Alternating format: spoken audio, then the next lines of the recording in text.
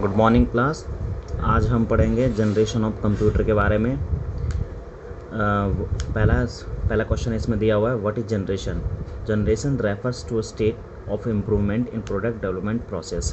Basically generation का मतलब ये होता है किसी भी प्रोडक्ट में उसका विकास होना, यानी कि उसमें एक एडवांस फीचर ऐड होना। Similarly we can say generation of computer refers to state improvement in the computer technology. जैसा कि आप इसमें देख सकते हैं, वी कैन से, उसी तरह हम कह सकते हैं कि जनरेशन ऑफ कंप्यूटर जो होता है वो एक तरह का इम्प्रूवमेंट ऑफ टेक्नोलॉजी होता है, उसी को हम जनरेशन कहते हैं। यानी कि अगर कोई कंप्यूटर में कोई नई टेक्नोलॉजी आ गई, नया सॉफ्टवेयर ऐड हो गया या नई उसमें हार्डवेयर ऐड हो गया, तो वो एक तरह से एक नए जनरेशन में कंप्यूटर आ जाता है। The computer is the best, the computer in the past were not just like computer what today they are।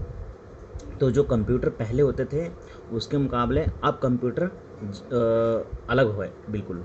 The computer earlier were having very less feature. और जो कंप्यूटर पहले यूज़ हुआ करता था उनके फीचर्स बहुत कम होते थे। फीचर्स का मतलब खासियत। Day by day the technology has developed and new feature were added and the computer becomes smaller and faster. तो समय जैसे जैसे बीतता गया और उसमें टेक्नोलॉजी आते गई, वैसे वैसे कंप्यूटर क्या होता गया, छोटा और फास्टर, यानी कि वो उसका साइज़ स्मॉल होता गया और फास्टर यानी कि अच्छे से काम करने के लिए काम करने लगा।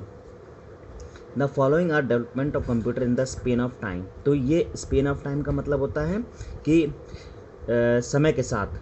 तो समय के साथ जैसे पहला है यूनिवैक, यूनिवर्सल ऑटोमेटिक कंप्यूटर। तो पहला जो कंप्यूटर है कुछ इस तरह से, आप जैसे इसमें देख सकते हैं बहुत बड़े बड़े सीपीयू और बहुत बड़े बड़े डिवाइस लगे हुए हैं।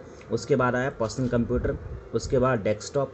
पर्सनल कंप्यूटर डेस्कटॉप कंप्यूटर में ज़्यादा अंतर नहीं है, बस इसमें एक डिफरेंस ये है कि जो पर्सनल कंप्यूटर में था वो सीपीयू और मॉनिटर एक साथ अटैच होता था, जबकि डेस्कटॉप कंप्यूटर में इसको अलग अलग कर दिया और इसके स्क्रीन में भी चेंजेस कर दिए। हालांकि वर्क सेम है लेकिन थोड़ा सा एडवांस्ड है। उसके बाद आया नोटबुक। नोटबुक बिल्कुल आपके बुक की तरह होता है, इसलिए इसको नोटबुक कहा जाता है। हैंड हेल्ड, हैंड हेल्ड का मतलब हाथ में पकड़ के हम यूज़ करने वाला डिवाइस को हम हैंड हेल्ड कहते हैं। स्मार्टफोन, उसके बाद स्मार्टफोन तो अभी सभी यूज़ करते हैं।